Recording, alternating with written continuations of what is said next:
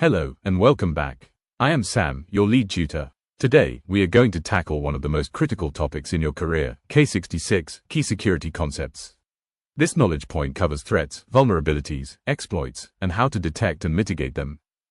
Think of your network as a castle. It holds your organization's most valuable treasures, its data. Your job as a network engineer is not just to build the roads into the castle, it is to build the walls, the gates, and the watchtowers.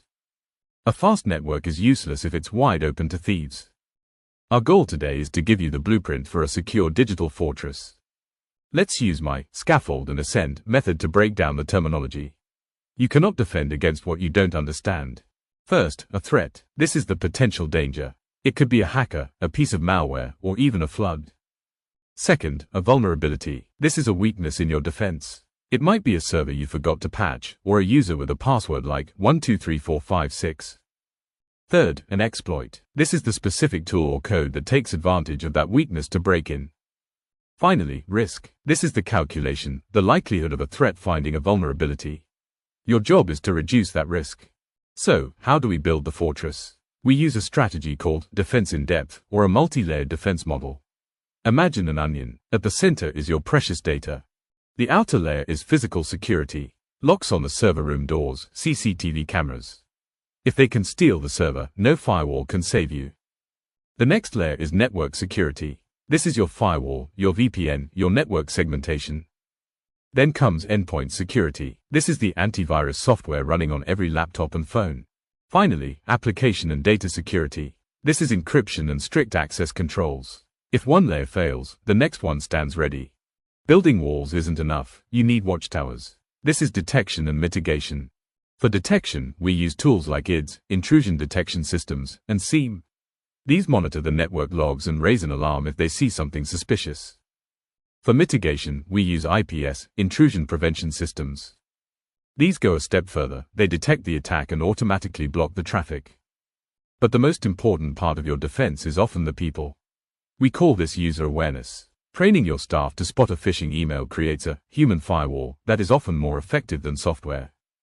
Now, let's talk about access. Who gets the keys? We use the AAA framework.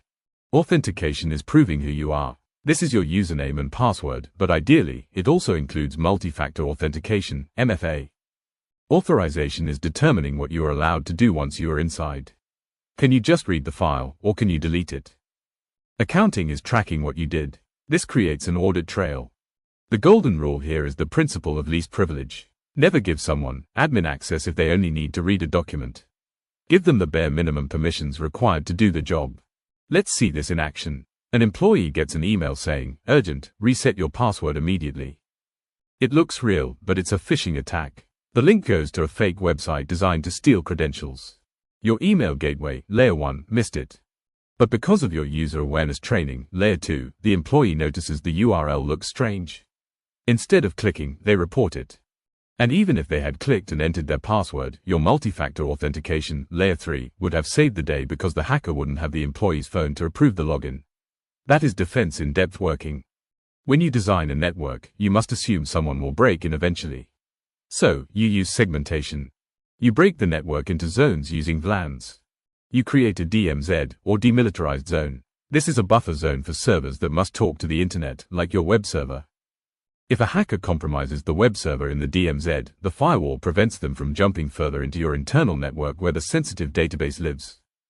You also use physical access control, like 802.1x, to ensure that if someone walks into your office and plugs a laptop into a wall socket, the port won't open unless they are authorized. For your portfolio, K66 is essential. Use the STAR method to show a security improvement. Situation: the company had no guest Wi-Fi policy. Guests were connecting to the main corporate LAN, which was a massive security risk. Task: I needed to secure the network by segregating guest traffic. Action: I created a separate guest VLAN on the switches and wireless controller. I configured access control lists, ACLs, on the router to strictly block any traffic from the guest VLAN to the internal corporate IP ranges. I also enabled a captive portal for user registration. Result: guests now have internet access, but zero access to company data. Reflection: I learned that network segmentation is a critical first step in reducing the attack surface. If you are doing your major project, you must have a security considerations chapter. Don't just say, it is secure. Perform a mini risk assessment. List the threats, DDoS, data theft, ransomware. Then, list your mitigations. Explain your defense in-depth strategy. Write, I implemented MFA for identity management and strict ACLs to segment the finance department. Mention compliance standards like GDPR or ISO 27001. This proves to the assessor that you build, secure by design, solutions, not just functional ones. To conclude, remember that security is not a product you buy, it is a process you follow. Threats evolve every day, so your defenses must evolve too. Keep the CIA triad in mind: confidentiality, keep secrets secret; integrity, don't let data be changed; and availability, keep the system running. You are the guardian of the digital fortress. I challenge you to check your own admin accounts today. Is multi-factor authentication enabled? If not, turn it on. It is the single most effective step you can take. Thank you for your focus, and stay secure. Thank you so much for joining me today. I hope you now feel more confident in mastering this topic. If you found value in this session, I have a small favor to ask. Please hit that subscribe button, give this video a like, and follow our channel.